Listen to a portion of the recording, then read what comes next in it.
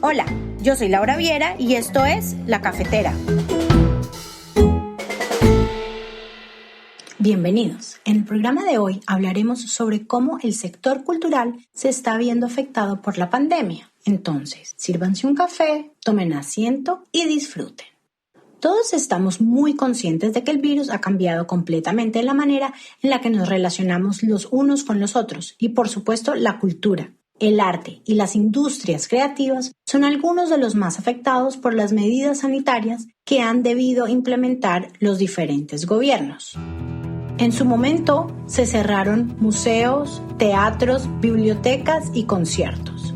Esto quiere decir que la vida cultural y, por otro lado, la industria del turismo recibieron un golpe fuertísimo. A pesar de esto, muchos trabajadores creativos mantienen una actitud positiva y participan en actividades para transmitir su creación en forma digital y comunicarse con el resto de la sociedad. Podríamos decir con certeza que muchos trabajadores culturales y artistas han perdido sus fuentes de ingreso. Además, la cancelación de todas las actividades causa dificultades especialmente a las pequeñas y medianas empresas, que son el principal componente de estos sectores. Y es que nada es igual al pasado, o sea, en el 2019 o antes del 2019. Y también las maneras de entretenerse, de acceder a la información y de recrear el tiempo y el espacio del confinamiento.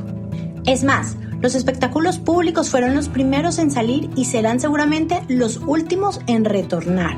Pero pues eso era de esperarse porque hay que mantener la distancia, usar guantes, gel, mascarilla. Esto quiere decir que la pandemia ha golpeado todas las expresiones culturales, desde las más pequeñas e informales hasta las más sofisticadas y estables. ¿Qué quiere decir esto? Que como en otros muchos sectores, quienes viven y trabajan con el arte se han tenido que reinventar de alguna manera. Y pues los colombianos, en este caso los artistas colombianos, han estado haciendo exactamente eso. Nosotros en La Cafetera tuvimos la oportunidad de hablar con algunas personas que trabajan en el sector cultural. Mi nombre es Vane MG, soy artista, soy de Medellín. ¿Dónde vives? Vivo en Londres. Soy Jimena Abello, soy colombiana, soy de Bogotá y llevo viviendo ya 4 años en Londres. Bueno, yo soy Oscar Caballero, soy compositor, productor y artista. Llevo ya más de 15 años de experiencia de estar en el gremio. Soy de Bucaramanga, exactamente de Piedecuesta, Santander. Yo soy Paloma Jaramillo, colombiana. Desde hace 2 años estoy en Madrid y mi familia desde hace 35 años inició el proyecto de Galería La Cometa en Colombia. Desde hace un año largo quisimos expandirnos, por lo que abrimos una sede de nuestra galería aquí en Madrid y otra en Medellín. Yo soy la encargada de nuestro espacio de Madrid. Yo me llamo Mariana Rubla, yo estoy en Medellín, Colombia. Soy gestora cultural, trabajo para una editorial que tiene sede en Miami y en Bogotá, y bueno, soy gestora cultural freelance. En este momento pues como hago proyectos, me dedico a eso y ahora estoy con pandemia también. Mi nombre es Juan Pablo Ortiz, más conocido con el seudónimo de Tucci. Soy profesional en medios audiovisuales con énfasis en dirección y producción de cine. Mi carrera profesional la llevo asumiendo desde hace 12 años, enfocada a la experimentación y al documental. Mi nombre es Jonathan Castillo, Yoyo Castillo, me conocen muchos, baterista, percusionista, productor de Bogotá, Colombia, músico desde hace más de 15 años, también soy docente, vivo de la música, vivo para la música. Creo que es importante que tengamos en cuenta que la emergencia sanitaria llegó a Colombia en el momento más efervescente del calendario cultural. Ejemplo de ello son los eventos que se cancelaron. Algunos de ellos fueron la feria del libro más importante del país, o sea, la Filbo, tenía que llevarse a cabo entre el 21 de abril hasta el 5 de mayo de 2020 y pues obviamente fue cancelada. Otro ejemplo es el Festival de Cine de Cartagena, que tenía que realizarse entre el 11 y el 16 de marzo y por obvias razones también tuvo que quedar congelado en el tiempo. En términos económicos para el sector editorial fue muy dramático. Fue muy dramático porque es que el sector editorial, yo no quiero decir un porcentaje, pero estoy segura que gran parte del sector editorial sobrevive de las ferias, ¿cierto? O sea, y no solamente se canceló la Filbo, se pusieron virtuales todas las ferias en Colombia. Sí. De aquí hasta el otro año, todas las ferias del libro se hacen virtuales, todas. También en la parte de exhibición, en cuanto a festivales de cine, ¿los festivales de cine fueron también cancelados o fueron también previstos de manera online? A ver, gran parte de la industria cultural colombiana se mantiene en una lucha proyecto tras proyecto por cautivar a una audiencia difícil y seguir en marcha. Por eso, frente a estas circunstancias, las preocupaciones abundan a todo nivel. Y pues nadie se salva, todos han sido impactados y ha sido un problema devastador. La verdad es que este es un panorama desolador, pero por esto mismo se han empezado a explorar otras opciones. Entonces, entremos un poco en detalle. 1. La virtualización. Es lo primero que ha pasado y pues no hay otra opción. Ya no son los teatros, los estadios o los museos los que acogen a las presentaciones musicales, las películas o las muestras de arte, sino que todo se ve en Instagram, en Google, Zoom, Facebook, etcétera, etcétera. La pandemia está acelerando los proyectos virtuales de las instituciones. La digitalización de las bibliotecas es un proceso que se ha convertido en algo vital. Visitar un museo de manera virtual, volver al autocine, etcétera, etcétera. El segundo es la diversidad de las realizaciones. Hay cientos de muestras fotográficas, radiales, electrónicas, de artes visuales, museográficas, teatrales y relacionadas con la lectura. Ahora hay más podcasts independientes, exposiciones virtuales, grabaciones de grandes orquestas hechas desde la casa, hay seminarios web, clubes digitales de lectura, obras de teatro para pequeñas audiencias conectadas, muestras de arte con realidad aumentada, bibliotecas digitales, educación artística virtual, entre otros. ¿Cómo, cuándo y por qué empezó pandemia? La historia de Pandemia Estéreo es muy bonita, yo particular también.